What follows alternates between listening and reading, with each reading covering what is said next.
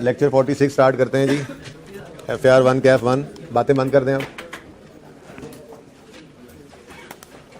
अच्छा जी, IAS 20 के MCQs मैंने कल डिस्कस कर दिए थे। कोई मसला अब उनमें और है? और किसी MCQ मसला तो नहीं है?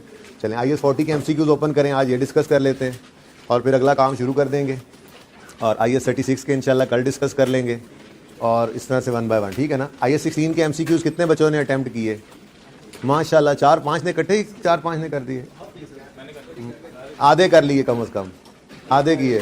इसमें पूरे वाले भी आते हैं। हाँ भाई, जिन्होंने सारे किए थे वो कौन कौन है? सारे MCQs हो गए थे, सारे ही हो गए थे।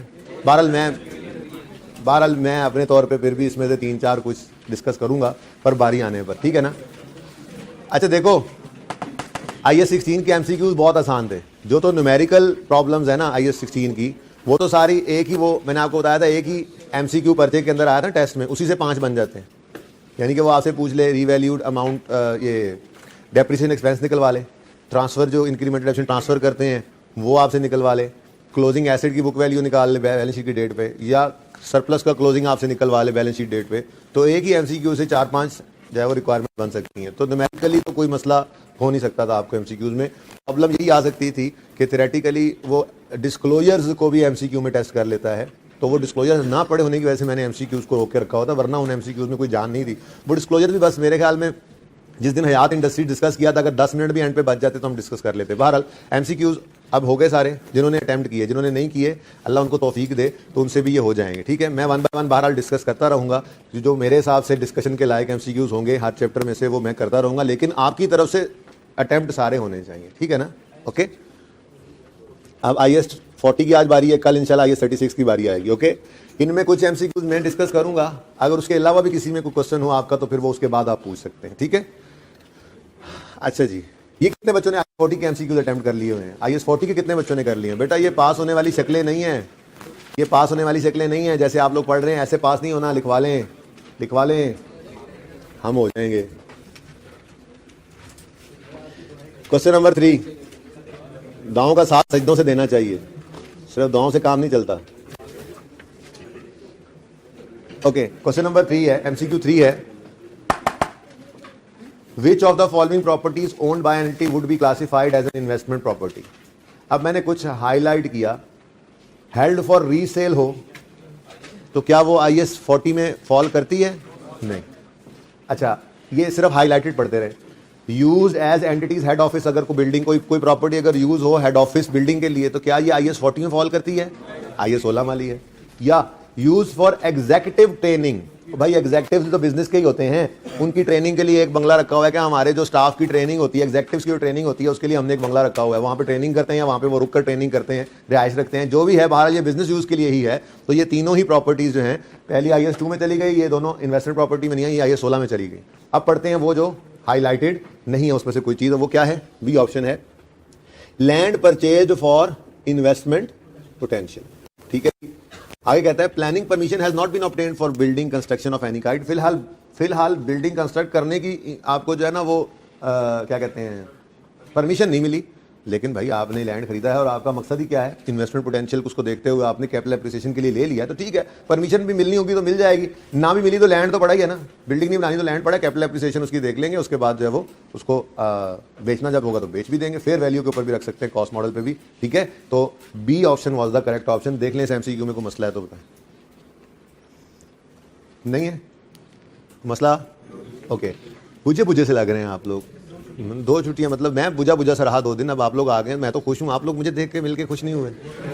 सबसे बड़ी टेंशन ये है सर, आपसे मुलाकात होगी है ना, घर पे सुकून से बैठे थे, तो घर पे ही शिफ्ट हो जाओ यार, ऑनलाइन में सारे चले जाओ, छोड़ो बस, क्या करना। मैं भी बड़ा रिलैक्स रहा है, शोर भी नहीं मचाना पड़ा, ओके, फुली डेप्रिशिएटेड एसेट।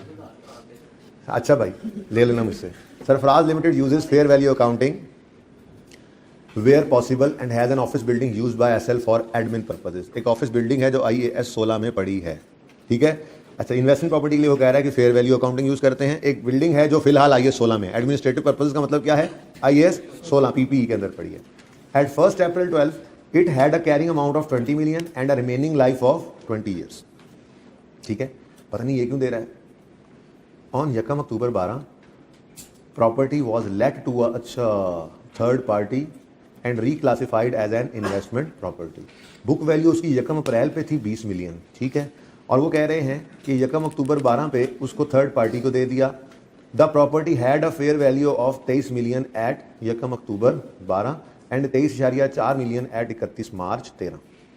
असल में साल कुछ इस तरह से है, 1 अप्रैल को साल शुरू हो रहा है, 1 अप्रैल 12 को शुरू हो रहा है और बोलो 31 मार्च 13 पर ख़त्म हो रहा है, ठीक है।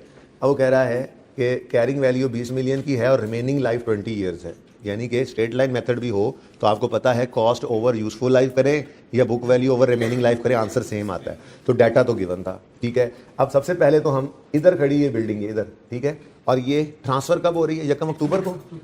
तो अप्रैल में, जून, जुलाई, अगस्त, सितंबर, अक्टूबर, एन दरमियान में नहीं, एन दरमियान में नहीं, अप्रैल में, जून, जुलाई, अगस्त, सितंबर, हाँ ठीक है, 30 सितंबर पे 6 महीने हो जाने हैं और ये 1 अक्टूबर 12 पर ट्रांसफ़र हो रही है, ठीक है। अब ट्रांसफ़र कहाँ से कहाँ हो रही है बोलो? IAS 16 से IAS 40 में। तो IAS 40 क्या कहेगा IAS 16 को? और भाई वो चाहे कॉस्ट मॉडल यूज कर रहा है चाहे रिवर्शन मॉडल यूज कर रहा है, वो जब उसके पास बिल्डिंग पड़ी थी वो तब की बात थी। वहां पर उस PPE के अंदर रखने के लिए IAS 16 ने 2 ऑप्शंस दिए हुए थे, ठीक है ना। लेकिन अब जब इन्वेस्टमेंट प्रॉपर्टी के हवाले करने लगेगा इस प्रॉपर्टी को IAS 16, तो कहेगा पहले इसको फेयर वैल्यू पे लाओ।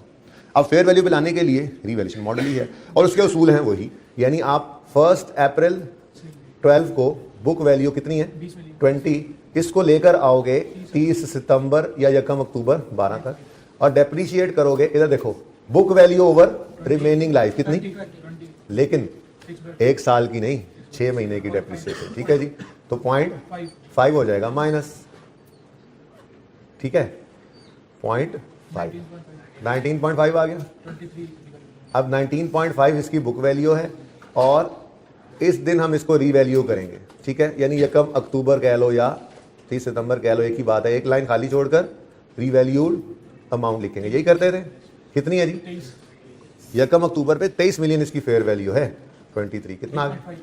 ये 3.5, ये देखो बिल्डिंग है, बिल्डिंग यानी एसेट था और उस पर क्या आ गया? Revaluation surplus. क्या आ गया जी? रिवैल्यूएशन, ओके, ये रिवैल्यूएशन सरप्लस 3.5 का OCI में जाएगा। कहाँ जाएगा? अच्छा, अब ये OCI का कॉन्सेप्ट फिलहाल आपको दिया नहीं है, बस ठीक है। OCI मींस के ये स्टेटमेंट ऑफ कम्प्रीहेंसिव इनकम का ही एक हिस्सा है। अच्छा, आप FR1 में, इंटर प्लस FR1 में, ठीक है जी, ओके डन, ठीक है। अब इससे ज्यादा क्या कॉन्सेप्ट दूं आपको OCI का? और भाई ये क्या है? रिवर्स सरप्लस इन OCI। ये क्या है? रिवर्स सरप्लस इन OCI। और क्या बताऊं आपको मजीद? अच्छा, ओके, सॉरी, वो पीछे आ तो रहे हैं आपके वैसे, लेकिन कभी कभी ये भूल जाता है मुझे कि ये कौन सी क्लास है। एक जैसे सारे बच्चे सारे एक जैसे ही होते हैं। अच्छा, अब इस दिन इसको हमने ट्रांसफर किया कहाँ? इन्वेस्टमेंट प्रॉपर्टी में। तो ये यहाँ से निकल गया। इसकी एंट्री हमने 1 अक्टूबर 12 को क्या की होगी? बोलो बोलो बोलो। इन्वेस्टमेंट प्रॉपर्टी डेबिट और प्रॉपर्टी प्लांट इक्विपमेंट या बिल्डिंग जो भी मर्जी लिख लो, क्रेडिट कितने से? 20, यानी कि बिल्डिंग को ले आया गया पहले कहाँ पे? और आपको पता ही है उसके लिए आपने 2 एंट्रीज करनी होती है। पहली एंट्री होती है accumulated depreciation debit acid credit. अब मुझे एक्यूमुलेटेड डेप्रिसिएशन का कोई नहीं पता, इसलिए मैं ये एंट्री खाली छोड़ रहा हूँ, ठीक है, नहीं पता, क्योंकि रिक्वायरमेंट नहीं थी ना, इसकी कोई फिगर निकाल कर देनी नहीं थी, तो उसने उसका डाटा भी हमें नहीं दिया हुआ। भाई है हमारे पास एक्यूमुलेटेड डेप्रिसिएशन, हमें जो उसने इस दिन पे बुक वैल्यू दी हुई है, हमें क्या पता कॉस्ट कितनी थी, यहाँ तक आते आते कितना डेप्रीशिएट हुआ, इसलिए ये तो पता नहीं था, ठीक है। उसके बाद इसी दिन ये तो पता लग गया हमें कि PPE डेबिट और रीवैल्यूएशन सरप्लस इन OCI क्रेडिट, ठीक है, कितने से? 3.5, ओके। और फिर इसको ले आए फेयर वैल्यू पर और ट्रांसफर कर दिया इन्वेस्टमेंट प्रॉपर्टी, ठीक हो गया। अब जैसे ही ये इन्वेस्टमेंट प्रॉपर्टी में आया, ये हो गया 0, इसने आगे कोई नहीं चलना, मैंने आपको ये कहा था, ये ऐसे ही पड़ा रहेगा 35 पे, ठीक है। दस्तगीर का सवाल भी हमने इसी तरह से कंक्लूड कर लिया था, ओके। भाई वो वीडियो पहुंची थी हफ्ते वाले दिन की, मैंने जो रुजू किया था वो सबको सुन लिया था सबने, जो मामलात मैंने कहे थे कि जी मैंने R&D के बाद ये डिसाइड किया, वो पहुंच गए थे सबको, सबने सुन लिया था ना? अच्छा चलो, मैं कहा ये ना हो कि एक दिन की गलती अगले दिन को सही करे बगैर आ गए हों, तो गलती जब मैंने तस्लीम कर ली थी, जो मान ली थी, तो आपको समझ लेना चाहिए था वो। बहरहाल that was a good class, I really enjoyed that class, okay. इसको आगे नहीं लेके जाना भाई, 3 से 5 पे पढ़ा रहे, ओके। अच्छा, अब रिक्वायरमेंट बाद में पढ़ते हैं, अभी तो अपना काम किए जा रहे हैं हम। अब जब ये 23 आ गया तो आपको पता है फेयर वैल्यू मॉडल हो तो हमने बस इन्वेस्टमेंट प्रॉपर्टी के लिए लेजर बनाना होता है, ऐसा ही है, बोलो। और ये यकम अक्टूबर, ये वाली एंट्री, ये यकम अक्टूबर 2012 पे investment property debit PPE credit हुआ और हमने कहा था ये डीम्ड कॉस्ट बन जाएगी, यही कहा था कि डीम्ड कॉस्ट बन गई। अब ईयर एंड आएगा, ईयर एंड है 31 मार्च, और 31 मार्च पर हम यहां पर फेयर वैल्यू लिख लिया करते थे, याद है? तो कैरी डाउन क्या लिखेंगे जी? Fair value. कैरी डाउन क्या लिखेंगे जी? फेयर वैल्यू कितनी आ रही है भाई? 23 पॉइंट, ये 0.4 का जो बैलेंसिंग फिगर इधर आ रहा है ये फेयर वैल्यू गेन है। क्या है जी? फेयर वैल्यू गेन है। और ये बैलेंसिंग हमने निकाला था, और ये कहां जाया करता है? Profit and loss. ये तो दोनों में फर्क है। इसको रियलाइज क्या देते हैं? तो कहते हैं यार इसकी नेचर देखें, पीपीई की नेचर ये होती ही नहीं है कि हमने उसको खरीदा ही बेचने के लिए होता है। हमारा मकसद ही पीपीई को इस्तेमाल करना होता है, लॉन्ग रन में इस्तेमाल करेंगे, इस्तेमाल करके फायदे लेंगे। तो उसको अगर पड़े पड़े महंगा कर देना हम, तो उसको फिर रियलाइज नहीं कहते। लेकिन इन्वेस्टमेंट प्रॉपर्टी का मकसद ही कुछ इस तरह का होता है कि यार इसको अच्छी कीमत आने पे हम निकाल देते हैं, जब भी अच्छी कीमत लगनी है तो उसको हमने निकाल देना। कोई मकसद नहीं है अगले 20 साल तक भाई हमारे पास, हमने इंटेंशन हमारी ये थी यूजफुल लाइफ 20 साल। क्यों भाई यूजफुल लाइफ 20 साल? 20 साल यूजफुल लाइफ कोई नहीं है, बस ठीक है अच्छी कीमत आज लग गई तो निकाल देंगे। तो इसलिए स्टैंडर्ड IAS 40 ने कहा हुआ है कि इसका गेन या लॉस, लॉस तो वैसे ही प्रॉफिट लॉस में होता है, इसका गेन भी प्रॉफिट लॉस में ले जाएगा। तो ये दोनों में फर्क है। इसका 3.5 कहां जा रहा है? इन OCI। और ये वाला देखो इन्वेस्टमेंट प्रॉपर्टी डेबिट और फेयर वैल्यू गेन, ये कहां जा रहा है? ये प्रॉफिट एंड लॉस में। कितना जी? 0.4। ये दोनों में फर्क समझ आया? ये देखो ये कहां गया? 3.5 कहां गया? 3.5 OCI में, और ये 0.4 PNL में। अब रिक्वायरमेंट पढ़ लें। What is the correct treatment of above investment property is when the above investment property is reclassified as an investment property. जब रिक्लासिफाई हुई तो क्या हुआ? 3.5 टेक 3.5 गेन टू OCI। जिस दिन रिक्लासिफाई किया वो तो यही दिन था ना, तो बोलो कि जिस दिन रिक्लासिफाई किया, यकम अक्टूबर ही है ना, तो यकम अक्टूबर में क्या किया हमने? इसको उठाकर ले गए 23 पे, तो 3.5 OCI के अंदर चला गया। ये एक ऑप्शन आ गया, मैंने इसको हाईलाइट किया हुआ, यही सही है। आगे पढ़ लेते हैं कि ये क्यों सही है। आगे कहता है take 3.5 gain to statement of profit और लॉस। नो, ये 3.5 प्रॉफिट और लॉस तो कभी भी नहीं जाता था, याद है? ये जिन बच्चों को वो कॉन्सेप्ट याद नहीं था ना कि जिस दिन ट्रांसफर करना है IAS 16 ने खुद फेयर वैल्यू पे लाकर उसके हवाले करना है, उन्होंने ये गलती कर देनी थी। उन्होंने कहना था ये चला जाएगा इन्वेस्टमेंट प्रॉपर्टी में और ये गेन आएगा, ये प्रॉफिट एंड लॉस में जाएगा, जो कि गलत था। ठीक है, तो बी गलत है। C take 4 million gain to, 4 million gain कहां से आ गया?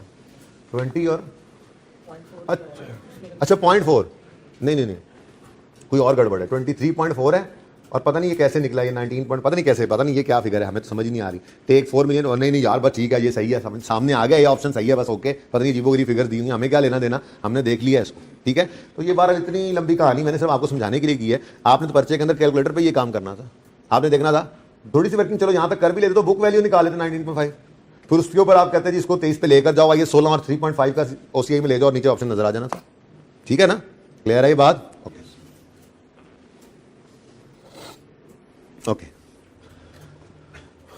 उसके बाद जी नंबर 5 MCQ भी मैं चाहूंगा डिस्कस कर लें जरा जल्दी से। Cool limited acquired a building with a 40-year life for investment potential for 8 million on यकम जनवरी 13 at 31 December 13 fair value of property was estimated at 9 million with cost to sell estimated at 2 lakh. ये नई चीज थी, हमने impairment के topic में ना पढ़ा था कि fair value less cost to sell recoverable amount में इस्तेमाल होती है, ऐसे ही है। लेकिन इन्वेस्टमेंट प्रॉपर्टी के स्टैंडर्ड ने ऐसी कोई बात नहीं की।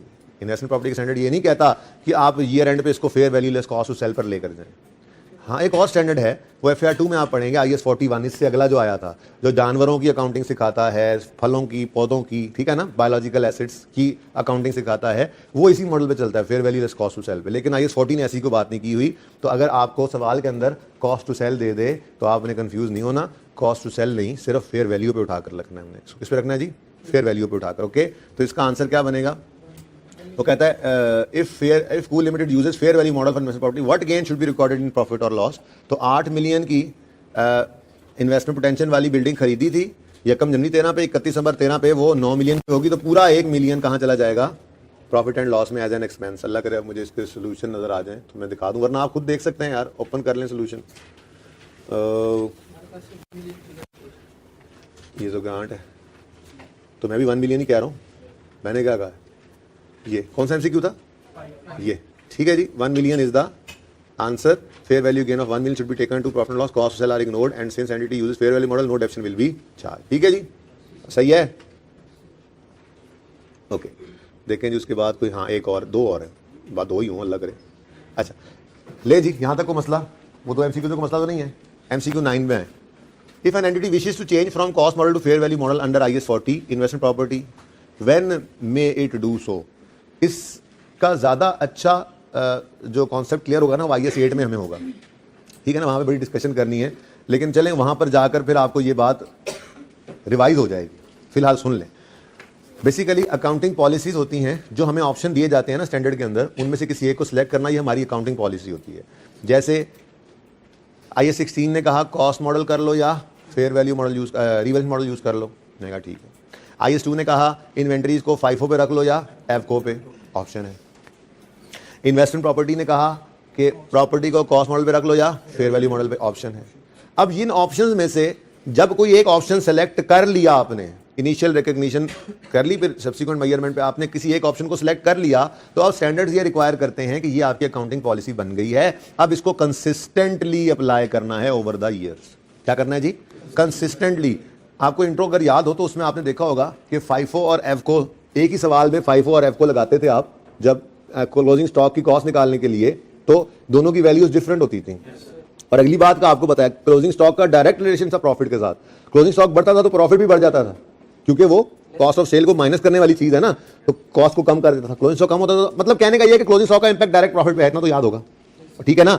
अब जब आपका दिल करे कि हमारा प्रॉफिट ज्यादा आए, आप दोनों में से वो मेथड सिलेक्ट कर लो कि जिसमें क्लोजिंग स्टॉक ने बढ़ जाना है तो प्रॉफिट भी बढ़ जाएगा। आप FIFO यूज कर रहे थे तो एफको में अगर वो लग रहा था तो एफको पे चले जाए। अगले साल आया, आपने कहा नहीं यार क्या प्रॉफिट दिखाने, टैक्स ज्यादा देना पड़ेगा गवर्नमेंट को, प्रॉफिट कम नजर आया तो क्लोजिंग स्टॉक कम होना चाहिए, तो आपने देखा यार ये जो हम एफको पे फिर रहे हैं ना, इससे तो ये स्टॉक ज्यादा आ रहा है, FIFO पे चले जाते हैं, इससे कम हो जाएगा, मिसाल दे रहा हूं। तो ऐसे मर्जी करने की इजाजत नहीं होती, कंपेरेबिलिटी का इंपैक्ट का इशू आ जाता है। आप ओवर द ईयर्स कंपेरेबल नहीं रहते हैं अपने ही रिजल्ट्स के साथ। कंसिस्टेंटली आपने अप्लाई करनी है अकाउंटिंग पॉलिसी ताकि आपकी फाइनेंशियल्स जो है वो कंपेरेबल रहें।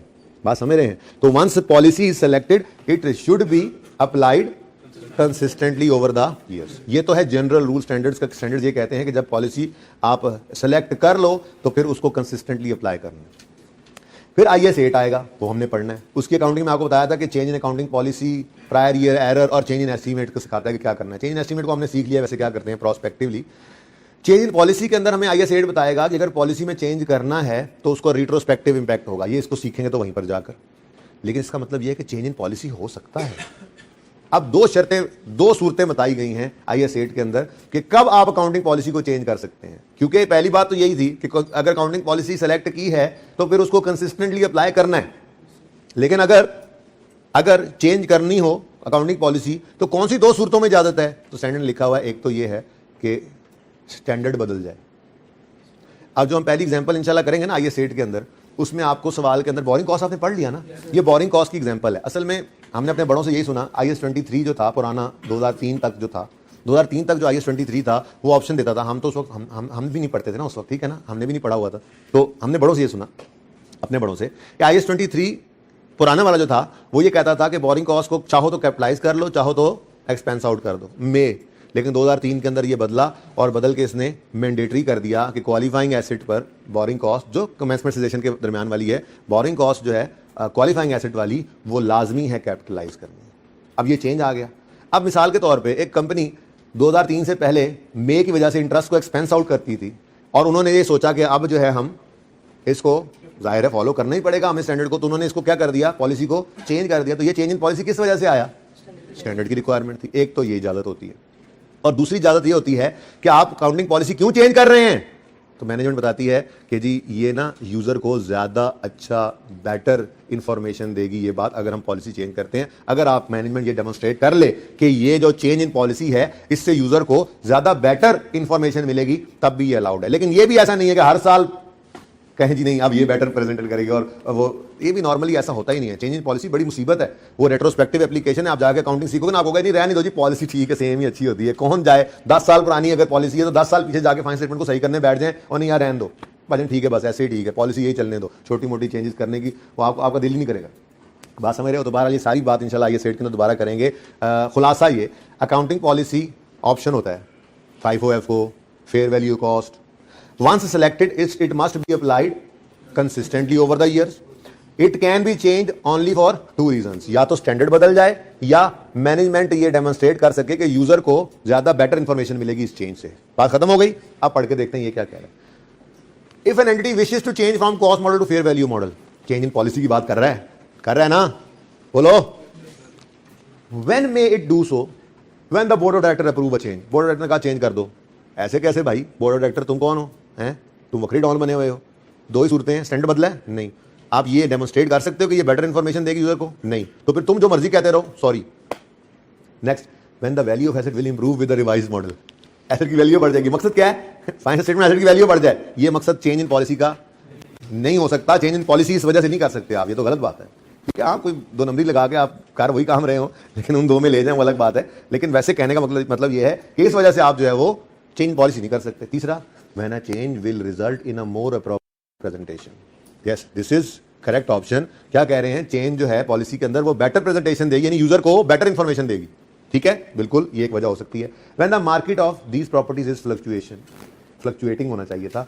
ये क्या वजह हुई यार? मार्केट फ्लक्चुएटिंग है तो पॉलिसी चेंज किए जाओ, रोज ही चेंज किए जाओ, हर साल के एंड पे चेंज हो रहा है. कॉस्ट मॉडल में नहीं भाई, ऐसे नहीं कर सकते. ठीक है, तो MCQ 9 थोड़ा सा IS 8 को टच कर रहा था ज्यादा ही, तो इसलिए इसको डिस्कस करना जरूरी समझा. पॉलिसी, फेयर वैल्यू या कॉस्ट IS 40 में, या मैं मिसाल के तौर पे कह रहा हूं NRV ये IS 2 के अंदर FCO या FIFO. Policy once selected, option मौजूद है, once selected it must be applied consistently. कब चेंज कर सकते हो? जब स्टैंडर्ड में चेंज आ जाए या बेटर प्रेजेंटेशन आप दे सकें यूजर को इस चेंज की वजह से. ये दो सूरतें ही हैं, तो उनमें से आपको ऑप्शन सी नजर आ रहा था, बाकी तो सारी चवलें ही मारी हुई थी. ठीक है जी. Next, which two of the following properties. भाई 9 समझ आया है? Which two of the following property, बड़ा टाइम लग गया यार इनके. विच टू ऑफ, इनको ना मैं वीडियो में रिकॉर्ड कर दिया करूंगा इनका, यूट्यूब पे चढ़ा दी वीडियो. ऐसे तो नहीं काम चलेगा, ऐसे तो बहुत टाइम आया हो रहा है. चलो देखते हैं, अभी फिलहाल तो ये कर लेना. Which two of the following properties fall under definition of investment property and therefore within scope of IS 40? हाँ भी कौन कौन सी चीज इन्वेस्टमेंट प्रॉपर्टी बनती है? Property occupied by employee paying market rent. हाँ भाई, एम्प्लॉई ने प्रॉपर्टी जो है वो ऑक्युपाई की हुई है. एम्प्लॉई है भाई, हमारा एम्प्लॉई है. ठीक है, तो आप जो है वो कह रहे जी मार्केट रेंट पे कर रहा है. ठीक है, नहीं एम्प्लॉई यूज कर रहा है ना, तो इन्वेस्टमेंट प्रॉपर्टी नहीं है. ठीक है ना. अगर वो आप मार्केट रेंट उससे दे ही रहे हैं तो बहरहाल उसको आप सैलरी तो ज्यादा दे ही रहे होंगे इसी वजह से. ठीक है, या फ्री अकोमोडेशन देते, बहरहाल ये नहीं है. एम्प्लॉय यूज कर रहा है तो नहीं. Building owned by an entity and leased out under operating lease. आप ये ऑपरेटिंग फाइनेंस लीज मैंने कहा था इसको छोड़ो. लीज का मतलब किराए पे देना है, आपको ये बताया था ना. और बोलो IS 40 के अंदर लीज का लफ्ज आ जाए तो आपके लिए क्या है वो? रेंट. क्या है वो? फाइनेंस है, ऑपरेटिंग है. छोड़ो इस बात को. FFR 2 के अंदर IFRS 16 पढ़ोगे फिर पता लगेगा ये लीजेस क्या होती है. फिलहाल तो आपके लिए क्या है? Lease means rent. ओके, तो रेंट पे दे तो फिर इन्वेस्टमेंट प्रॉपर्टी है, बिल्कुल है. थर्ड है property being constructed on behalf of third parties. और आप तो कॉन्ट्रैक्टर हैं, आप तो ठेकेदार हैं, तो वैसे भी आप बना के इसको बेचेंगे, वो तो बाद में भी. ये इन प्रोग्रेस इन्वेस्टमेंट प्रॉपर्टी भी नहीं है. किसी के लिए बना रहे हो, वो उसको बेच दोगे, जब बना के दे दोगे, वो उसका मसला है कि वो किस पे रखता है उसको, वो क्या करता है. आपके लिए इन्वेस्टमेंट प्रॉपर्टी कतन नहीं है. अगर आप बनाकर बेच रहे हो किसी को तो आपकी इन्वेंट्री बननी है, और अगर आप किसी के पैसे इस्तेमाल करके बना रहे हो उसकी जगह पे, तो आप बस कमीशन अपना ले रहे होगे, अपना जायज सा मुनाफा ले रहे होगे. आप उसको काम करके दे रहे हो, सर्विसेज प्रोवाइड कर रहे हो लाइक एन एजेंट. आपका तो फिर कोई चक्कर ही कोई नहीं इस प्रॉपर्टी के साथ. ठीक है, और है land held for long term appreciation. ये बिल्कुल, ये भी इन्वेस्टमेंट प्रॉपर्टी होता है. बी और she was the correct option. ठीक है जी. लास्ट जो भी थे मैंने हाईलाइट किए तो हुए थे. बी एंड डी है जी, बी एंड डी. ओके जी. 13 है आखिरी. Under IS 40 investment property which of the following disclosure is not required to be made under cost model. अब इधर देखो, इसको छोड़ दो. कॉस्ट मॉडल में हमें, चलो पढ़ लेते हैं, देख लेते हैं, साथ साथ याद भी करेंगे. कॉस्ट मॉडल के अंदर उसने कहा था क्या क्या बताना है, वो सारा टेबल, रेकंसिलिएशन, और साथ में एडिशनल एक दो बातें भी कही हुई थी. ठीक है ना, तो जरा पढ़ लेते हैं कि कौन कौन सी चीज रिक्वायर्ड है. क्या फेयर वैल्यू ऑफ प्रॉपर्टी बताना कॉस्ट मॉडल में जरूरी है? सवाल ने लिखा था, उसमें स्टैंडर्ड ने लिखा था कॉस्ट मॉडल यूज कर रहे हो, करते रहो, कोई मसला नहीं. लेकिन यूजर को लिख के बता दो कि इस प्रॉपर्टी की फेयर वैल्यू आज इतनी है, मैं इस मॉडल को यूज नहीं कर रहा लेकिन इसकी फेयर वैल्यू इतनी है. कहा था ना, तो ये तो भाई डिस्क्लोजर है. Next, depreciation method. अगर कॉस्ट मॉडल पे हो तो डेप्शन मेथड बताना ही पड़ता है. Reconciliation of carrying amount at the beginning and and of the period. Yes, reconciliation होती थी. नो वाले, रेकंसिलिएशन होती थी ओपनिंग से क्लोजिंग तक की रेकंसिलिएशन होती थी. ओके, ये वन ऑफ द डिस्क्लोजर है. माना कि उसने कहा था ओपनिंग और क्लोजिंग दो, और फिर साथ कहा था और रेकंसिलिएशन भी दो, तो ओपनिंग और क्लोजिंग बताना ये भी डिस्क्लोजर रिक्वायरमेंट है, और फिर उसकी रेकंसिलिएशन देना ये भी डिस्क्लोजर रिक्वायरमेंट है. ठीक है. Last is residual value of the property. और ये 16 के नोट्स भी अब तो पढ़ लिए, 40 के भी पढ़ लिए डिस्क्लोजर्स। इन दोनों में ही कहीं पर रेजिडुअल वैल्यू का जिक्र कोई नहीं आया कि आप जो है वो एसिड की रेजिडुअल वैल्यू भी बताओ, कभी जिक्र आया जी? नहीं। तो ये वाहिद वो चीज़ थी जो डिस्क्लोजर रिक्वायरमेंट नहीं है। ओके,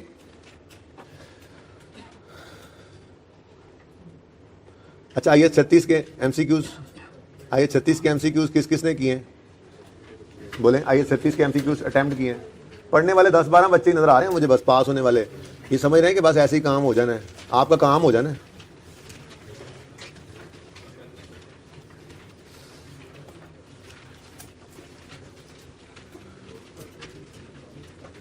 अच्छा जी, कितने बच्चों ने भाई, कितने बच्चों ने बताओ जरा दोबारा? आई 36 सारे हो गए थे, कुछ भी मसला आया? अच्छा सुन लो क्या? हाँ बस ये इंशाल्लाह कल करेंगे। आई 36 और आई 16 में देखेंगे जितने हो सके 10-15 मिनट में, बहुत टाइम लेंगे ऐसे, आज भी जितने हो सके करते हैं, कर लेंगे इंशाल्लाह, ठीक है? ऐसे ही 1 बाय 1। ओके, अच्छा जी, कल के क्लास में मैंने आपको कोई 2 सवाल होमवर्क में ऐसे ही दे दिए थे, शुगर लगाया था। कितने बच्चों ने इंट्रो पढ़ी हुई है? जरा हाथ खड़ा करें ना। इंट्रो सब नहीं पढ़ी हुई है, क्योंकि इस क्लास में मैंने किसी को छोड़ा नहीं था जो इंट्रो ना पढ़े हुए इधर बैठा हो, उनके लिए दूसरी क्लास में पढ़ा रहा हूँ, इतनी मैं एफर्ट कर रहा हूँ, ठीक है ना? तो ये वही सवाल थे, आई के अपने वही चैप्टर एज इट इज उठाकर यहाँ पर रखा हुआ है। तो ये वही सवाल थे जिनसे आप उस वक्त भी गुजरे थे। टाइमथी एंटरप्राइजेस था एक, याद होगा आपको, और स्काई एंटरप्राइजेस। तो ठीक है, इंशाल्लाह ये सवाल हम लाजमी करेंगे, लेकिन पहले थोड़ी सी गपशप लगा लें, थोड़ी रिवीजन कर लें। माना कि आपने पढ़ा हुआ है, लेकिन क्योंकि चैप्टर है और मुझे यूँ लगता है कि शायद स्क्रैच से ही बात पढ़ानी पड़ेगी। हाँ, पर इतना ज़रूर है कि थोड़ा क्विकली आप चीज़ों को ग्रैब कर लेंगे, बस ये फ़ायदा होगा, ठीक है ना? तो क्विकली हम बात करते हैं, सस्पेंस के कॉन्सेप्ट तक पहुँचते हैं, और उसके बाद फिर कोई ना कोई सवाल जो है वो प्रैक्टिस कर लेंगे। ओके, और सही है ना? तो रेक्टिफिकेशन तो टेस्ट भी अब हो सकती है, यू नो। आज की क्लास के बाद ही आपका करेक्शन ऑफ एरर टेस्ट हो सकता है, इसलिए तो टेस्ट के अंदर मैंने सिलेबस यही लिखा हो। लेक्चर के बाद टेस्ट दें, आज भी आप दे सकते हैं, आज थोड़ी टेस्ट है, टेस्ट तो कल है, ठीक है ना? ओके, हाँ यार वो लेकर आए थे, मैंने भगा दिया था। वो सुबह वाली क्लास में होंगे फिर। अच्छा जी, बच्चे बता रहे हैं, अंकल बच्चे बता रहे हैं। अच्छा जी, सुने भाई, करेक्शन ऑफ एरर बड़ा आसान टॉपिक था, आपको याद होगा। वजह सिर्फ ये थी उसको एंड पे करने की कि सारे टॉपिक्स का वो मिक्सचर होता है। अब आप को मैंने फिक्स एसिड एंड एप्शन तो करा दिया, ठीक है, और कुछ जो ज़्यादा इस्तेमाल होने वाला टॉपिक है वो बैड डाउटफुल डेट अक्सर हो जाता है। तो जब उसकी कोई एडजस्टमेंट आएगी सवाल में सामने, तो मैं उसकी थोड़ी सी रिवीजन भी आपको करवा दूंगा, पर वो रिवीजन होगी 20-25 मिनट के अंदर, ठीक है? ऐसी एक्रूअल की अगर कोई बात आ जाती है, एक्रूअल कॉन्सेप्ट आ जाता है, ठीक है, तो उसकी भी जो है वो 15-20 मिनट के अंदर रिवीजन हम कर लेंगे। अब वो काम तो नहीं हो सकता, इंट्रो प्लस R1 वाले बच्चों ने 2.5 से 3 दिन एक्रूअल पे लगा दिए, तो वो आपको सहूलत मैसर नहीं है ना। आप पीछे 6 महीने लगा के आ रहे हैं, तो कोई फ़ायदा तो आपको भी हो, ठीक है ना? जैसे उनको मैंने कहा 15 फरवरी तक तुम लोगों का सिलेबस खत्म होगा, आप लोगों का तो नहीं होगा ना 15 तक, आपका तो इंशाल्लाह 31 के आसपास ±1-2 हो जाएगा खत्म, क्योंकि हम आराम से पढ़ते जा रहे हैं रिलैक्स होकर। मैंने आपको बताया था कि 40 नंबर तैयार कर लिए हमने, और तकरीबन 40 के आसपास ही लेक्चर्स हमारे चल रहे हैं, तो हम बिल्कुल ऑन ट्रैक हैं इंशाल्लाह। हाँ, आप कहोगे जी वो 100 नंबर तो 100 लेक्चर होंगे, नहीं ऐसी बात नहीं, आपको पता है 110 के आसपास लेक्चर होते हैं, तो ये प्लस माइनस थोड़ा बहुत चल रहा होता है। तो हम आराम से चल रहे हैं, ट्रैक पे चल रहे हैं, कोई तेज़ी नहीं है, हमें कोई रश नहीं है, ठीक है ना? जब तक बात समझ नहीं आती हम नहीं आगे जाते, जब तक टॉपिक सही समझ नहीं आता हम आगे नहीं जाते, तो कोई जल्दी थोड़ा ही हमें, ठीक है? खुला टाइम है हमारे पास, ओके, वेले हैं हम लोग। अच्छा जी, FAR 1 में आप आ गए, इंट्रो से गिफ्ट आया आपके पास ये करेक्शन ऑफ एरर। वैसे तो सारी इंट्रो ही यहाँ पर है, FAR 2 में जाके तो और शिद्दत से आपको हिट करेगी इंट्रो, लेकिन आपको बहुत फायदा होगा उस पढ़े हुए का जो उस्ताद की बात मानते हुए जस्ट कुछ बच्चों ने पढ़ लिया था, ठीक है ना? अच्छा, बहरहाल ये गिफ्ट इसलिए कह रहा हूँ क्योंकि आप लोगों ने ये टॉपिक एग्जाम लेवल पे तैयार किया हुआ है ऑलरेडी पिछले सेशन में, अब दोबारा ही वो करना है, तो फिर उससे फायदा ही होगा, एक टॉपिक जो है आसानी से हो जाएगा, ठीक है? अच्छा, अब देखिए, करेक्शन ऑफ एरर तो सीख ही लेंगे, तो मसला ही कोई नहीं है, लेकिन 2-4 बातें ज़रा इंपॉर्टेंट पहले स्टार्ट में कर लें। कुछ एरर्स ऐसे थे जिन एरर्स को ट्रायल के फेस से ट्रेस करना मुश्किल होता था, ठीक है? जिन एरर्स को कहा जाता था error of omission, error of commission, error of principle, error of compensating error था। 5 से 6 भी बुक के अंदर लिखा हुआ है, वो मैं बता देता हूँ। वो चूंकि दोनों तरफ जा सकता है, इसलिए मैंने उसको उस तरह से नहीं 5 के अंदर पढ़ाया हुआ, ना ICAP सॉल्यूशंस के अंदर वो लिखता है। बहरहाल उनको जरा रिवाइज कर लेते हैं, और वजह मैं बाद में बताता हूँ कि क्यों उसको ट्रायल से फेस नहीं किया जा सकता। एरर ऑफ ओमिशन, आप बुक्स ना ओपन करें, यहीं से देखते चलें, बुक्स आपके सामने, ठीक है ना? समझे, बुक्स आपके सामने। अच्छा,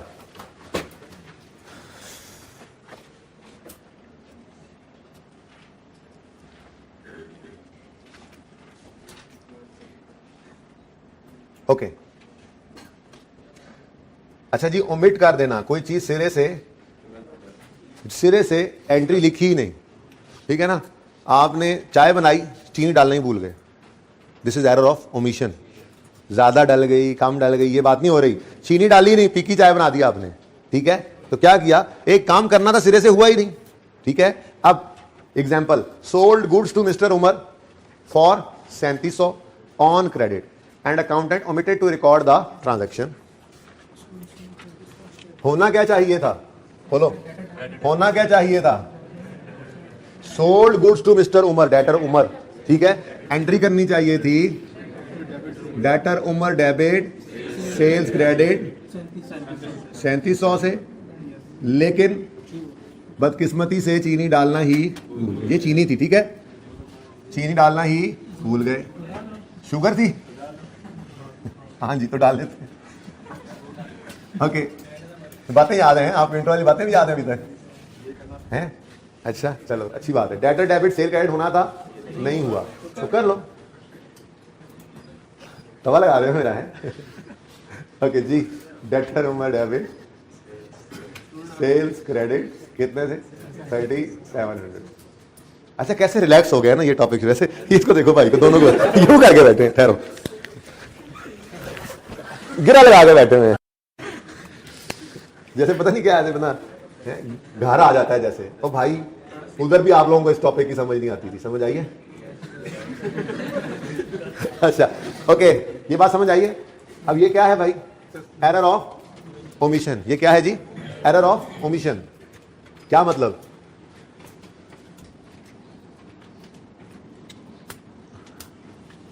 ऐसे लिख दूं, यहां पे लिख दूं, एरर ऑफ ओमिशन। ओमिट ही कर दिया हमने, क्या हुआ जी, ओमिट ही कर दिया। अब मैं ही कह रहा था कि ये वो एरर्स हैं जो ट्रायल के मुंह से नहीं पकड़े जाते। उसकी वजह क्या है, उसकी वजह ये है कि आपने बेसिक्स याद होंगी, देखा था, डबल एंट्री होती है, लेजर्स वजूद में आते हैं, क्लोजिंग निकल के ट्रायल में आ जाते हैं, ठीक है। अब जिन भी एंट्रीज के अंदर, गलत एंट्रीज के अंदर डेबिट और क्रेडिट बराबर होगा ना, जिन भी रॉन्ग एंट्रीज में डेबिट और क्रेडिट बराबर होगा ना, ट्रायल के फेस से कोई फर्क पता नहीं लगेगा, क्योंकि डेबिट और क्रेडिट तो बराबर है। किसी गलत हेड को भी आपने डेबिट कर दिया और क्रेडिट कर दिया, तो अल्टीमेटली बैलेंस होकर फिगर जो ट्रायल में आएगी उसमें तो डेबिट और क्रेडिट बराबर। बहरहाल रॉन्ग एंट्री में अगर डेबिट और क्रेडिट बराबर है ना, तो ट्रायल के फेस से ये पकड़े जाने वाला एरर नहीं। अब यहां पे तो डेबिट क्रेडिट बराबर नहीं है, यहां पे डेबिट क्रेडिट है ही नहीं, तो ना होना भी तो बराबरी है, ना कुछ डेबिट हुआ ना कुछ क्रेडिट हुआ, तो ये भी क्या है, ये भी डेबिट क्रेडिट बराबर ही है, समझो, डेबिट भी जीरो क्रेडिट भी जीरो, बराबर ही हुआ ना, ठीक है। तो ये ट्रायल के फेस से पकड़ा जाने वाला एरर नहीं, ठीक है जी। आगे बढ़ते हैं, अगला होता है जी error of commission. Error of commission किसे कहते हैं जी, मैं एग्जांपल यही वाली पढ़ देता हूं। रेंट पेड ऑफ 5700, ये लिखी हुई है, rent paid of 5700 had wrongly been debited to prepare account. भाई देखो इधर होना क्या चाहिए था, रेंट होना चाहिए था, rent expense debit cash credit कितने से, 5700 से। वो पिछली क्लास में इंट्रो में तो मैं आपको साथ साथ एग्जांपल्स लिखवाता था, स्टेप बाय स्टेप चलते थे। अब थोड़ा सा जरा एग्जांपल लिखाई जरा, ये इतना से ही बस जल्दी होती है, और क्या होता है, पढ़ाना तो सारा ही पड़ेगा क्योंकि मुझे पता है मेरे नूरों का। तो अच्छा, तो ये rent expense debit cash credit होना चाहिए था, लेकिन गलती से क्या हो गया, रिपेयर एक्सपेंस डेबिट कैश कितने से। अब देखो रॉन्ग एंट्री में डेबिट क्रेडिट बराबर है, ठीक है। अच्छा अब ये एरर क्या है, देखो एक होता है मेन हेड, मेन हेड होते थे 5, एसेट, लायबिलिटी, इक्विटी, इनकम और एक्सपेंस। अब एक्सपेंस के आगे सब हेड्स होते थे, जितनी तरह के एक्सपेंस हैं, rent expense, salary expense, stationery expense, insurance expense, ये सब क्या है, एक्सपेंस। अब अगर मेन हेड सही है, यानी एक्सपेंस ही था और एक्सपेंस ही रिकॉर्ड हुआ, लेकिन सब हेड क्या मतलब रेंट की बजाय रिपेयर कह दिया, तो डेबिट कोई एक्सपेंस ही होना था, डेबिट कोई और एक्सपेंस हो गया। गलती तो है लेकिन मेन हेड की गलती नहीं है, प्रॉफिट एंड लॉस पे इसका कोई असर। बार छोटे इस बात को ऐसे ना देखें, तो अगर कोई सब हेड की गलती हो, ये कौन सी गलती है जी, तो इसको कहा जाता है एरर ऑफ कमीशन।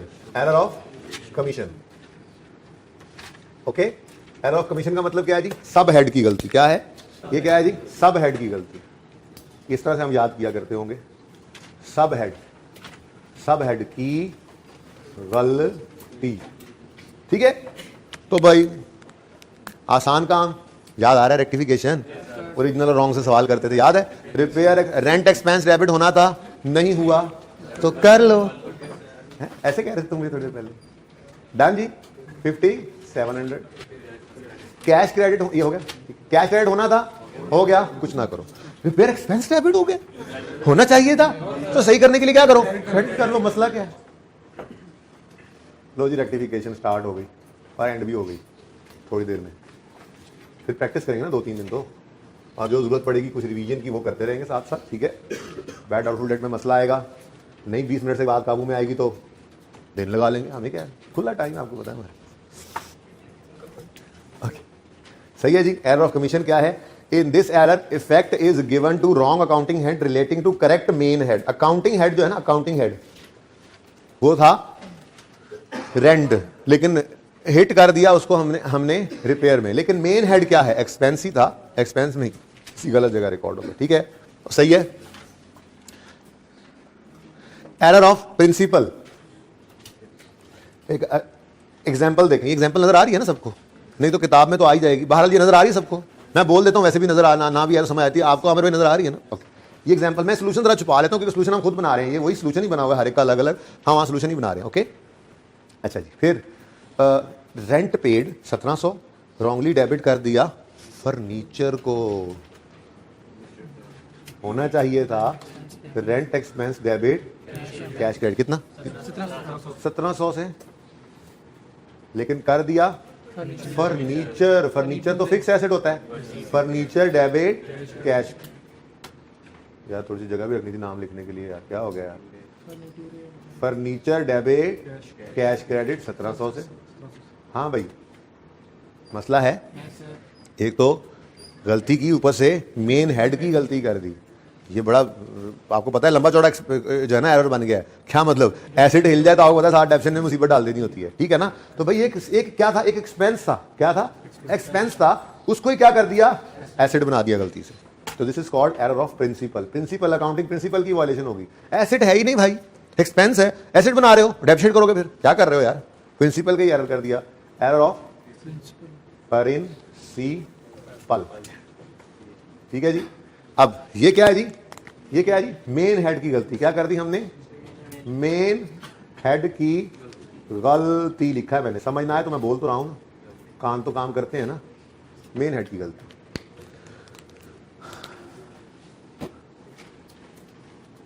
अब जनाब ये देखें, करना था रेंट एक्सपेंस को डेबिट, नहीं हुआ तो कर लो debit, rent expense 1700। Cash credit करना था, कर दिया गलती में ही सही, चलो फिर कुछ ना करेंगे, गलती में कभी कोई सही काम हो जाते हैं। ठीक है। और फर्नीचर डेबिट करना था, नहीं करना था, गलत डेबिट हुआ, रॉन्ग हुआ, ये तो सही कर दो भाई, क्रेडिट कर दो फर्नीचर को, फर्नीचर चुरे। अच्छा जी, ओके। अगली बात सुनो, डेप्रीसिएशन का इंपैक्ट लेते अगर इंफॉर्मेशन होती तो रेट दे देता, लाइफ दे देता, कोई बात बताए तो सवाल के अंदर डेफिनेशन का इंपैक्ट लेंगे। सवाल इतना सही हो जितना हमारा सवाल है, तो पता है आपको डेफिनेशन का इंपैक्ट होना है, लेकिन उसको करेंगे कुछ नहीं। ठीक है, सही है। चल नेक्स्ट।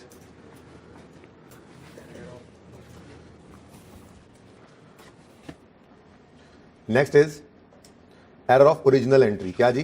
एरर ऑफ मतलब एंट्री करनी थी क्रेडिट परचेज ऑफ 779, रिकॉर्ड कर दिया उसको 797 इन बोथ अकाउंट्स। इन गौर कर रहे हैं, रॉन्ग एंट्रीज के अंदर डेबिट क्रेडिट बराबर है 0 0 57 57 17 17।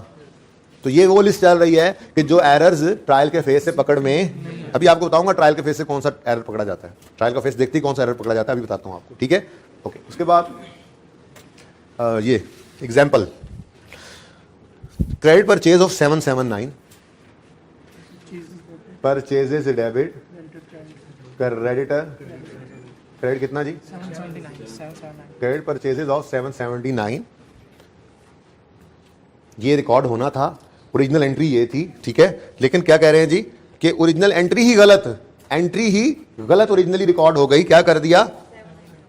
was recorded in both accounts as 797. तो परचेजेस डेबिट, क्रेडिटर्स क्रेडिट कर दिए। ये गलतियां नॉर्मली हो भी जाती हैं आम बंदे से, ठीक है ना। अगेन वही मसला किया जैसे मैंने ये गलती कर दी, ऊपर लिखना नहीं था। परचेजेस डेबिट, क्रेडिटर्स क्रेडिट कर दिए 797 से। Now this is error of original entry. क्या है जी?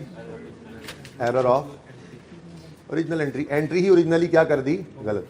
लेकिन लकीली या अनलकीली कहे, ठीक है, डेबिट क्रेडिट बराबर है तो ट्रायल के फेस से नजर नहीं आना। इसमें सही करना है तो क्या करोगे? क्योंकि जी परचेज डेबिट करना था 77 से, 77 से क्रेडिट करना था 79 से कर दिया, यानी ज्यादा डेबिट कर दिया। सही करने के लिए क्या करोगे? क्रेडिट। तो परचेजेस तो हो जाएगी क्रेडिट। इधर देखो 797 से डेबिट कर गए हो, करना था 779 से, तो 18 से ज्यादा डेबिट कर गए थे, क्रेडिट कर दो। और क्रेडिटर भी 18 से ज्यादा क्रेडिट हो गया तो सही करने के लिए डेबिट कर दो। याद आ रही हैं बातें? यादें माजी अदाब नहीं है यहाँ पे। दुआ किया करो अल्लाह हाफजा ना छीने मुझसे, हिफाजत किया करें नजरों की, पढ़ा करें कुरान पाक, मिसवाक किया करें, हादसा बढ़ता है इन बातों से। ओके जी, एरर ऑफ ओरिजिनल एंट्री हो गया।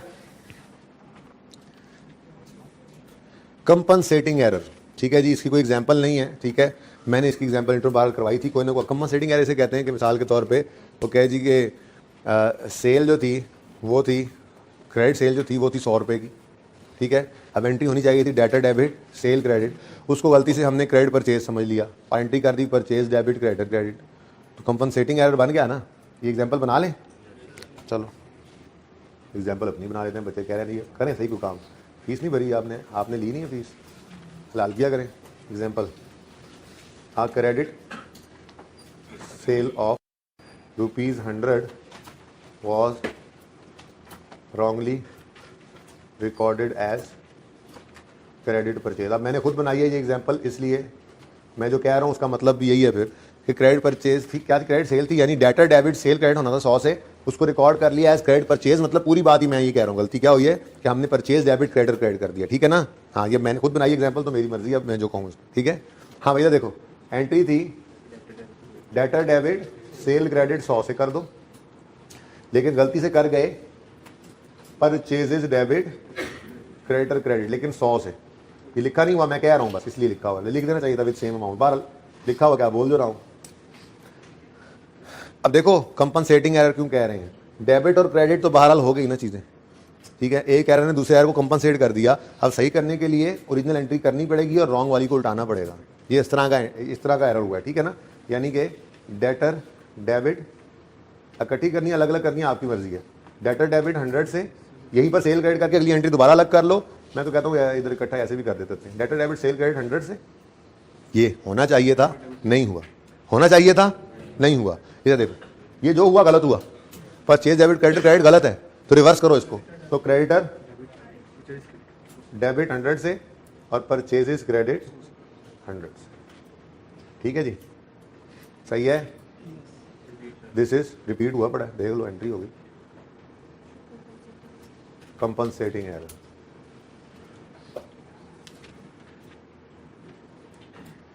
इसमें क्या रिपीट करने वाली बात है, जरा ये बता दो, फिर मैं रिपीट कर देता हूं।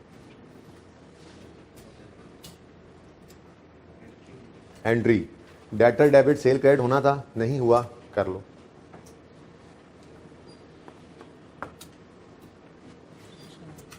ठीक है, फिर ये एंट्री रॉन्ग है, सारी की सारी एंट्री रॉन्ग है, इसको रिवर्स कर दो। क्रेडिट डेबिट परचेजेस क्रेडिट 100, ये किया था मैंने, बस इकट्ठा कर दिया था, माजरत। ठीक है जी।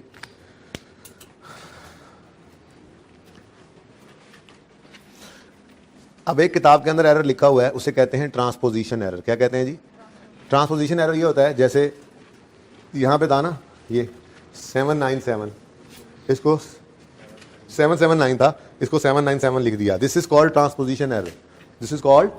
लेकिन मैं इसको इस लिस्ट में शामिल नहीं करना चाहूँगा। ये जो लिस्ट हमने बनाई है ना, ये list, error of omission, error of commission, error of principle, error of original entry और कंपनसेटिंग एरर, इन लिस्ट में शामिल इसलिए नहीं कर रहा कि देखो ये आया तो पड़ा है यहाँ पे, लेकिन अगर यही वाली बात ऐसे हो जाए कि परचेज में 779 लिख दे और क्रेडिटर में 797 लिख दे, तो यही वाला एरर कौन सा बन जाएगा जिसमें डेबिट क्रेडिट बराबर नहीं होते। बहरहाल इसको इस लिस्ट से बाहर ही रखो, इसलिए कह रहा हूँ, वो अलग ही समझ लेते हैं। तो बात कहने का मकसद ये है कि ये 5 एरर्स ऐसे हैं, सवाल ICAP ने 1-2 बार इसका पूछा भी हुआ है, 2-2, 3-3 नंबर का, कि वो कौन कौन से एरर्स हैं जो ट्रायल के फेज से पकड़ में नहीं आते। तो उन 5 एरर्स को सिर्फ लिस्ट डाउन करने के 2 या 3 नंबर थे, और वो ये 5 हैं: error of omission, error of commission, error of principle, compensating error और एरर ऑफ ओरिजिनल एंट्री।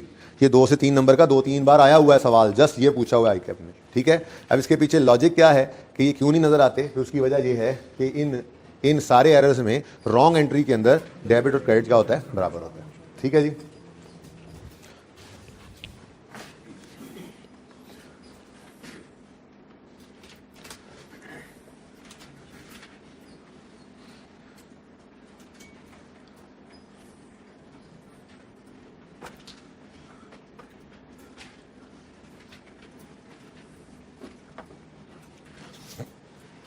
लें जी, आज की एग्जाम्पल 1 करते हैं। इंट्रो इज ओवर, वहाँ पे तो एक ट्रांजैक्शन से समझाता था, वहाँ से तो एक हम करते थे जी, कैपिटल लाया और एक सेल की, बस। यहाँ पे 3-4 चीज़ें और भी लिखी हुई, कोई मसला नहीं है, आपका इतना लेवल तो है ही सही कि आप इसको कर सकें। तो ये एग्जाम्पल करते हैं। पेज नंबर कौन सा है बता दो यार? 147।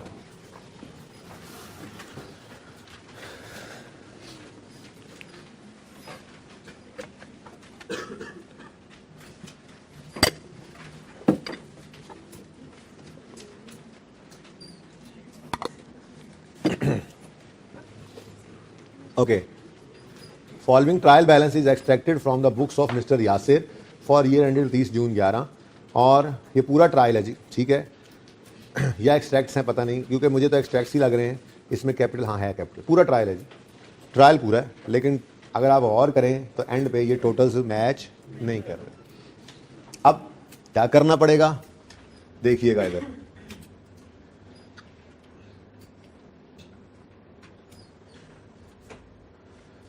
अच्छा, आप देखें जी क्या करते हैं हम। मसला क्या है, ये डेबिट और क्रेडिट बराबर नहीं है, तो ये पक्की बात है कि कोई ऐसा एरर हुआ है, कोई ऐसी रॉन्ग एंट्री हुई है जिसमें डेबिट क्रेडिट बराबर नहीं था। वरना तो हम देख कर आए हैं, अगर डेबिट क्रेडिट बराबर हो तो ट्रायल के फेस से वो पकड़ में कैसे आ सकता है जब डेबिट और क्रेडिट जो है वो सेम हो। तो गलती दोनों तरफ ही सेम हो जाती है ना, ठीक है। एक तरफ एक चीज़ इतने से बड़ी, दूसरे उतनी कम होगी, डबल एंट्री सिस्टम है, कोई पता ही नहीं लगा। तो ये कोई ज़रूर ऐसा एरर होगा कि जिसमें डेबिट क्रेडिट बराबर ना हो। लेकिन ये डेबिट क्रेडिट जो बराबर ना होना है, मतलब डेबिट क्रेडिट एंट्री बराबर ना होना है, जिस वजह से ट्रायल में बैलेंस नहीं हो रही दोनों साइड्स, ये सवाल ही आपको बताया करेगा कि गलती क्या हुई है। लेकिन उससे पहले हम क्या किया करेंगे, उससे पहले हमने ये करना है कि हमने जो डिफरेंस है वो किस तरफ आ रहा है ज़रा बताओ। ये मैं रेड कर रहा हूँ, क्या कर रहा हूँ जी, रेड कर रहा हूँ सारी राइटिंग को। ओके, क्या करेंगे भाई, देखो दोनों साइड्स बराबर नहीं है, दोनों साइड्स बराबर नहीं है। कितना फ़र्क है ज़रा बताओ कैलकुलेटर पे जी। 131,500, ये इस तरफ लिखा, बोलो। जब ये इस तरफ लिखा तो हमारे पास अब ये फिगर भी कितनी आ गई, 342,500। लेकिन भाई ये हमने मैं रेड इसलिए कर रहा हूं कि ये हमने खुद इसको बनाया। ये 131 इस तरफ डाल के बैलेंस कर दिया हमने, याद आ रहा है कुछ। ये जब बैलेंस किया तो फिर अब पता नहीं है ये क्या है, तो यहां पे हमने लिख दिया सस्पेंस अकाउंट, ठीक है जी। ये पता नहीं जी, सस्पेंस क्रिएट हो गया कि पता नहीं ये क्यों फर्क पड़ा, पता नहीं ट्रायल में ये क्रेडिट साइड कम क्यों आ रही थी, डेबिट हैवियर क्यों है, पता नहीं, लेकिन ये काम हमने कर दिया, ठीक है। अब ये ऐसा ट्रायल जो होता है ना, ये निकम्मे अकाउंटेंट्स का होता है। जो काम के अकाउंटेंट होते हैं ना, उनके ट्रायल में सस्पेंस नहीं आता। और जब किसी काम के अकाउंटेंट के हत्थे ये चढ़ जाए और उसको बता दीजिए कि ये एरर है, तो वो सही कर देता है, उस एरर को रेक्टिफाई करता है, और ऐसे रेक्टिफाई करता है कि फिर अगेन ट्रायल ही दोबारा बना दो ना, उसमें वो गलती नहीं होगी। इनकम स्टेटमेंट बनाओ चाहे बैलेंस शीट बनाओ, ठीक है। ये मिटा दूं,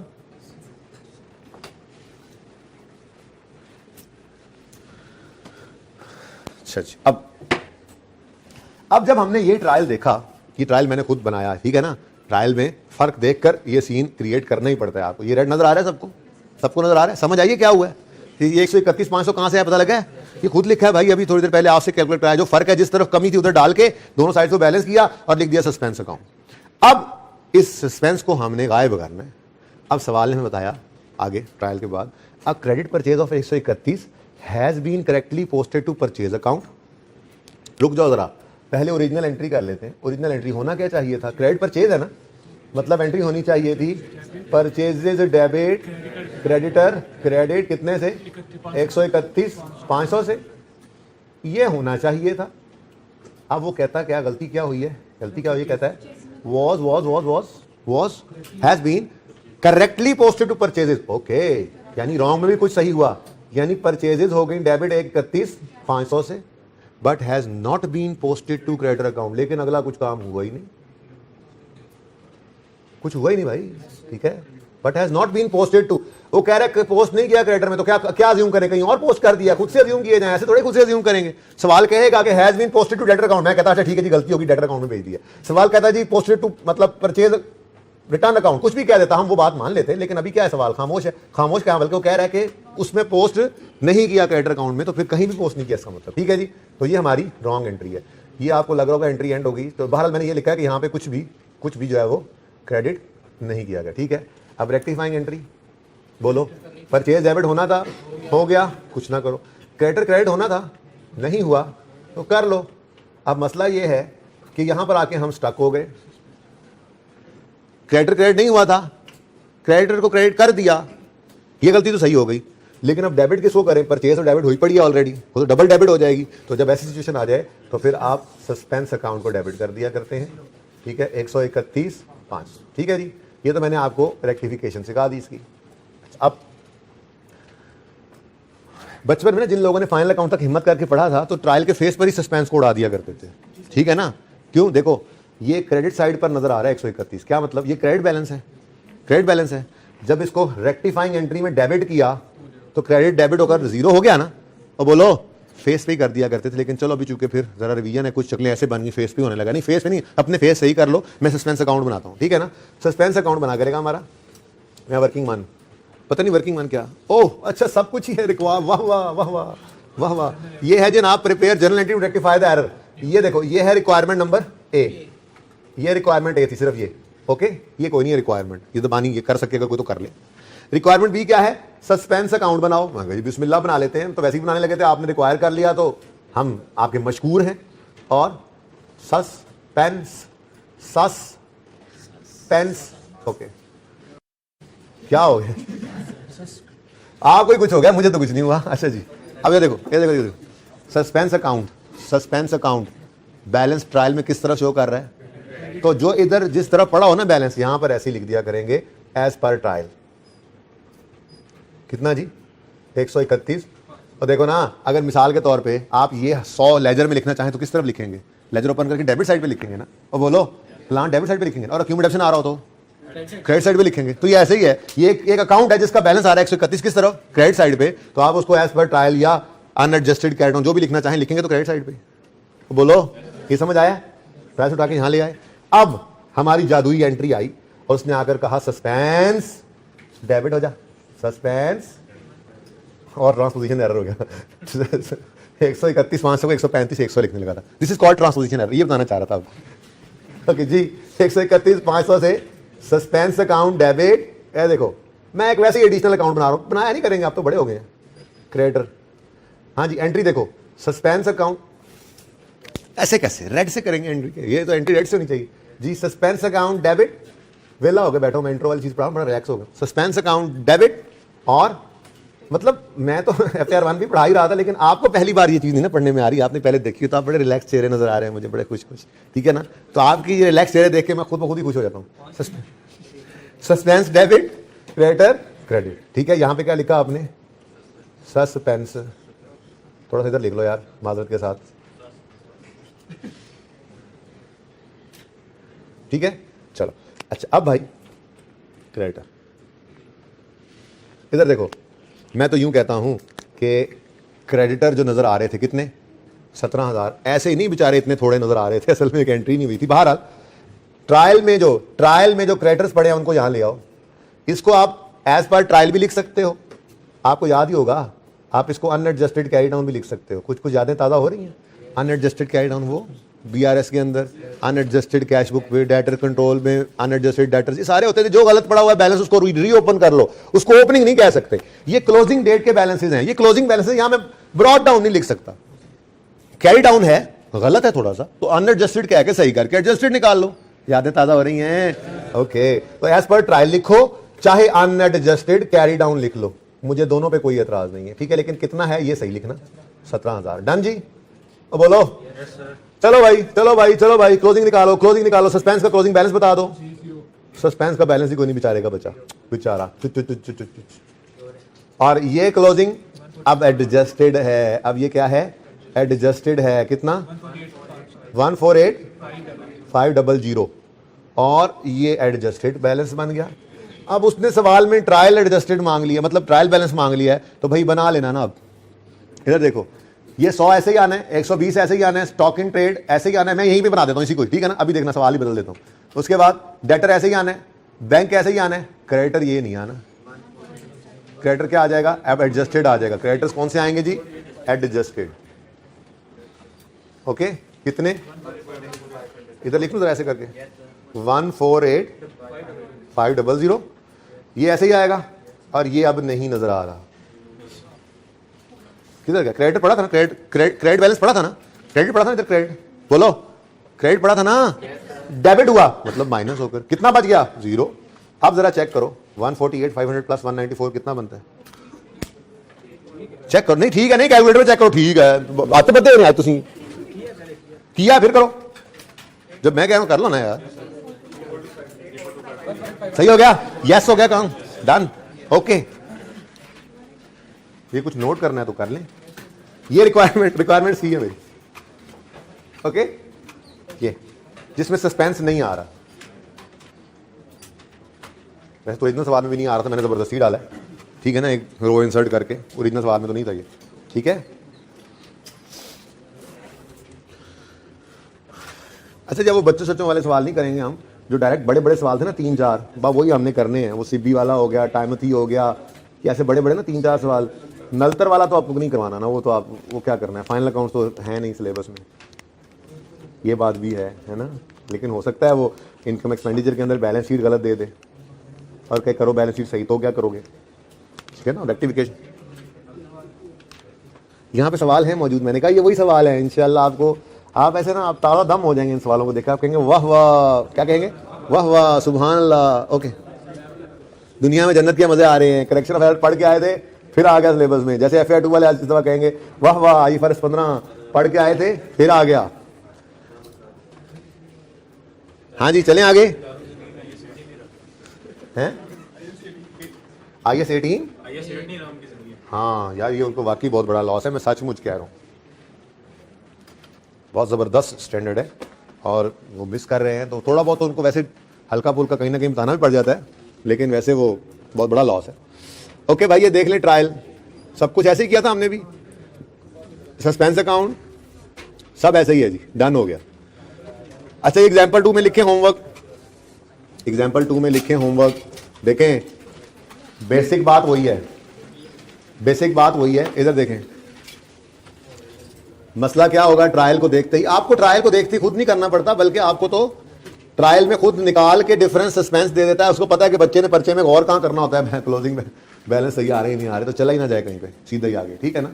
लेकिन ये मैं वही काम दोबारा करने लगा हूँ, देखिएगा जरा, वही काम दोबारा होने लगा है।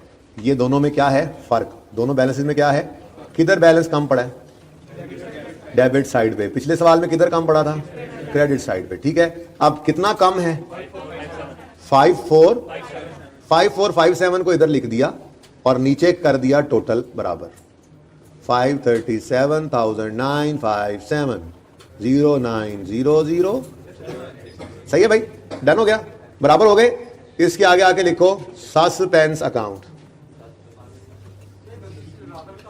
क्या क्या चंदा थोड़ी देर पहले इधर ज्यादा ही था, दूसरी तरफ लिख दिया था ना।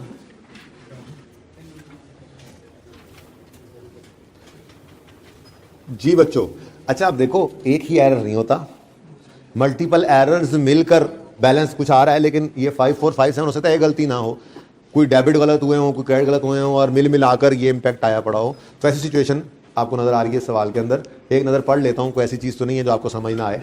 आप कहता है credit purchase of has been correctly posted to purchase but has not been. ओ यार, ये तो वही उठा के लिख दिया उन्होंने, जरा फिगर बदल दी। यस, ये एडजस्टमेंट होगी आपकी। Sale account has been under casted by 3000, casting errors हम सस्पेंस में ही डाला करते थे, सोल्यूशन मौजूद है। Purchase day book has been under casted by 4500, casting errors हमेशा सस्पेंस में डाल दिया करो। Building account of 14000 has not been put in trial, सिरे से डेबिट साइड पे लिखा ही कुछ नहीं, बिल्डिंग अकाउंट को लिखना भूल गए, कमाल नहीं कर दिया। लैंड बिल्डिंग की कॉस्ट आ रही है, नीचे कह रहे हैं building account carry down of 14000 has not, पता नहीं क्या 12, चलो ठीक है। Cell return day book page 6 का 12 रुपये था, कैरी फॉरवर्ड नेक्स्ट पेज पे 15 कर दिया, सोचेंगे छोटी मोटी बातें, ठीक है। और total of page of purchase day book इतना था, इतना ले गए, ठीक है ना। तो ये थोड़ी सी आपने प्रैक्टिस कर लेनी है, हल्की फुल्की सी। मुझे पता है ये आपको बोर कर रहा है सवाल और बातें वो ज़रा बेसिक की हैं। ये इस तरह की टेस्टिंग अब नहीं है FAR 2 के FAR 1 के अंदर आपकी, जिस तरह की टेस्टिंग है वो हम साथ साथ पढ़ रहे हैं। जैसे फिक्सेड एंड डेफिनेशन हमने पढ़ लिया, अब उसके अंदर कोई एरर हो जाए यार चुप करा दो इसको, ठीक है ना। तो इसी तरह से जो टॉपिक के रेलेवेंट रेक्टिफिकेशन है तो वही, लेकिन जाहिर है प्रैक्टिस तो इसकी करके आनी पड़ेगी। तो ये क्वेश्चन आप कीजिएगा, जो क्वेश्चन होगा आपका मैं उसको आंसर करूंगा कल इंशाल्लाह, ठीक है। ओके, आज यानी पास पेपर पे बस, बाकी को और इधर और नहीं करने की जरूरत, एग्जाम्पल्स काफ़ी है वो दो, फिलहाल पास पेपर पे मूव करते हैं। ओके, ये मैं खुला रख लेता हूँ इसको एग्जाम्पल 2 को, ताकि कल आपका कोई सवाल इसमें हो तो सस्पेंस नजर आ गया। सस्पेंस में आप क्या करोगे, जब लेजर ओपन करोगे ना सस्पेंस का, तो उसमें डेबिट साइड पे 5457 लिखोगे और रेक्टिफाइंग एंट्रीज कुछ डेबिट करेंगे, उसको कुछ क्रेडिट करेंगे और इंशाल्लाह एंड पे वो 0 हो जाएगा और ये निशानी होगी कि आपने सारी रेक्टिफिकेशन की एंट्री सही कर ली, ठीक है।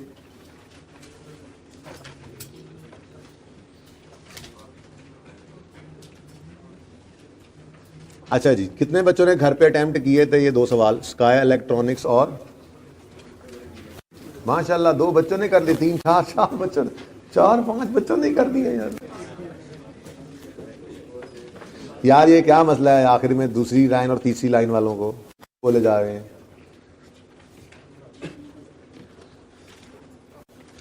अच्छा जी, Timothy was a very beautiful question, क्योंकि इसके अंदर जो काम था जबरदस्त किस लिए था कि उसने करेक्टेड ग्रॉस प्रॉफिट और नेट प्रॉफिट मांगा था। अब ये वो चीज है जो बहुत ज्यादा यूज होने जा रही है हमारे FAR 1 के अंदर, मतलब अगर यूज होना भी है तो इस चीज में यूज होना है कि प्रॉफिट्स के ऊपर क्या इंपैक्ट पड़ा इस गलती को सही करने का, जब सही कर भी लिया। ज्यादा यूजेज ना मेन मुझे लगता है ICAP ने इसको चैप्टर को उठा के इसलिए डाल दिया क्योंकि IAS 8 के अंदर आपको पता है, मैंने आपको जैसे बताया है, पता तो लग ही जाएगा आपको कि अकाउंटिंग होती है उसमें चेंज इन एस्टीमेट की, अकाउंटिंग होती है उसके अंदर चेंज इन पॉलिसी की, और अकाउंटिंग होती है प्रायर ईयर एरर की करेक्शन की। तो अब एरर की करेक्शन सिखाना चाह रहे हैं ICAP, तो सबसे ज़्यादा जो इन्फ्लुएंस इस रेक्टिफिकेशन का आपको नज़र आएगा वो नज़र आएगा आपको IAS 8 के अंदर, उसके अलावा जहाँ जहाँ यूज़ हो।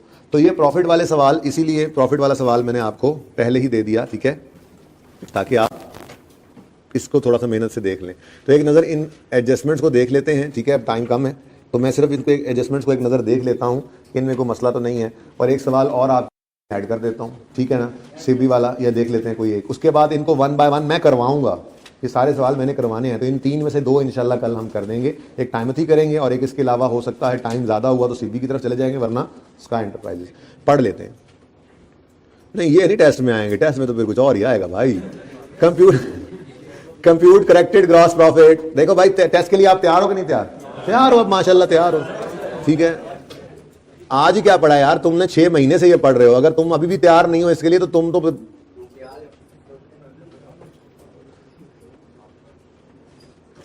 लो भाई, अब सवाल जरा एक सफे पे आ गया ना है। Okay, now only 5 minutes are remaining, legal नहीं वो भी इलीगल, तो चलो 5 मिनट तो है ना, ले भाई शुरू करें भाई बात। Draft income statement of Timothy, draft का मतलब क्या होता है बताया था आपको, बताया हुआ है लेकिन फिर सुन लो। ड्राफ्ट कहते हैं वो फाइनेंशियल स्टेटमेंट्स जो अभी फाइनल नहीं है। देखिए जब ईयर एंड होता है तो अकाउंटेंट का काम होता है फाइनेंशियल स्टेटमेंट्स बनाना, यानी मैनेजमेंट का काम है फाइनेंशियल स्टेटमेंट्स को बनाना। ऑडिट पढ़ रहा है कोई बच्चा? ऑडिट कोई भी नहीं पढ़ रहा, खैर से जब पढ़ेंगे ना आप ऑडिट तो वहाँ पे आपको वही लिखी हुई बातें मिलेंगी कि मैनेजमेंट एंड दोस्त चार्ज विद गवर्नेंस जो होते हैं यानी BOD वगैरह, रिस्पॉन्सिबिलिटी उनकी है फाइनेंशियल स्टेटमेंट्स बनाना, और ऑडिटर जो है वो उनको आके चेक करके तो अपनी जो है वो ओपिनियन देता है कि ये as per companies act, as per relevant local laws और एज पर IFRS ये फाइनेंशियल स्टेटमेंट बनी हुई है या नहीं बनी हुई, ये ओपिनियन ऑडिटर ने देनी होती है, ठीक है ना। अब जब फाइनेंशियल स्टेटमेंट्स मैनेजमेंट यानी हम अकाउंटेंट्स ही प्रिपेयर करते हैं, जाहिर है अपने मतलब दोस्त चार्ज विद गवर्नेंस के कहने पे, तो जो फाइनेंशियल स्टेटमेंट्स हम बनाते हैं वो फाइनेंशियल स्टेटमेंट जब बन जाती हैं हमारी तरफ से तो वो फाइनल ही होती हैं, लेकिन वो तब तक फाइनल नहीं कही जाती जब तक ऑडिटर आके ऑडिट करके उन पे ऑडिट रिपोर्ट दे ना दे, तब तक वो डायरेक्टर साइन भी नहीं करते और फिर वो प्रिंटिंग में भी नहीं जाती। तो ड्राफ्ट कहते हैं उस फाइनेंशियल स्टेटमेंट को जो अभी सब्जेक्ट टू एडजस्टमेंट्स होती हैं, जो अभी ऑडिटर नहीं हुई, अभी ऑडिटर ने उनको आके चेक करना है, गलतियां निकली तो उसने उनको सही करवाना है, अगर सही नहीं करोगे तो वो रिपोर्ट में अपनी लिख देंगे, और अगर सही कर दोगे तो ठीक है कोई बात नहीं, इंसान से गलतियां हो ही जाती हैं, वो निकालेंगे यार ये गलतियां सही कर लो, आप सही कर लोगे, ठीक है, ठीक है ना। तो ड्राफ्ट का मतलब क्या होता है, जो अभी फाइनल अनऑडिटेड कह सकते हैं, इसको क्या कहते हैं जी, अनऑडिटेड भी कह सकते हैं। अच्छा, तो ड्राफ्ट, अब मैं भाई ये बातें इस तरह से क्यों कर रहा हूं, क्योंकि IAS 8 के अंदर यही बातें हम देखेंगे फिर इंशाल्लाह जाके, ठीक है ना, कि जो फाइनेंशियल स्टेटमेंट्स पिछले सालों की वो ऑडिट होंगी और जो इस साल की पड़ी होगी वो भी अनऑडिटेड होगी, तो देखेंगे इस साल की गलती कहाँ सही करनी है, पिछले सालों को कहाँ सही करना है, तो इंशाल्लाह देखेंगे। आ रहा है वो टॉपिक, बहुत जल्द आ रहा है आपके शहर में, okay. Draft income statement of Timothy for the year 31 December 17 shows gross profit of 850 and net profit of 460।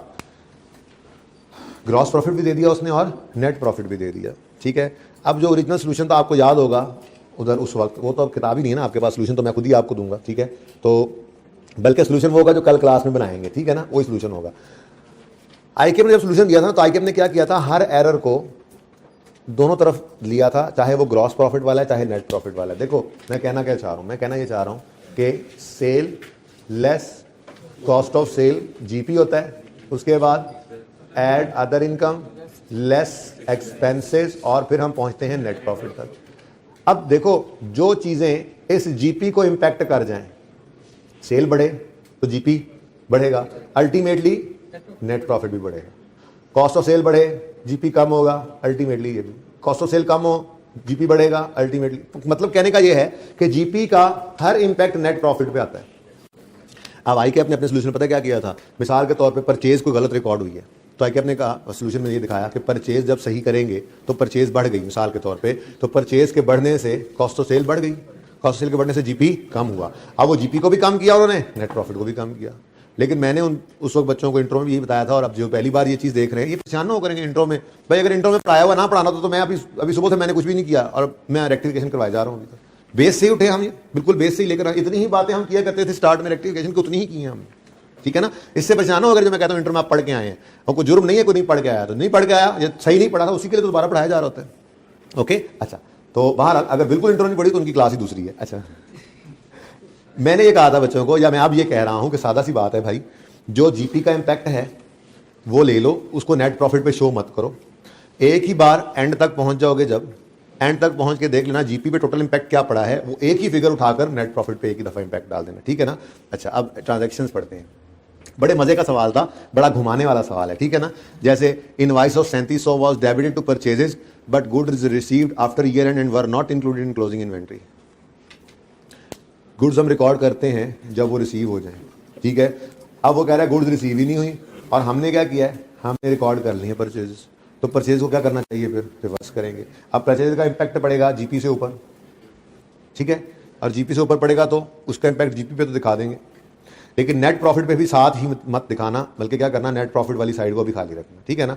और एंड पे जाके देखना GP के ऊपर जो इंपैक्ट्स पड़े उनको आपने ले लेना है। जैसे ट्रांसपोर्टेशन इनवर्ड, और ये बड़ी खूबसूरत ऐसी एडजस्टमेंट जो थी ना, ऐसी एडजस्टमेंट जो है, ट्रांसपोर्टेशन इनवर्ड है, कैरेज इनवर्ड, ये परचेज में ऐड करते हैं ना, ठीक है, ये परचेज में ऐड होने की बजाय नीचे एक्सपेंस में आ गई।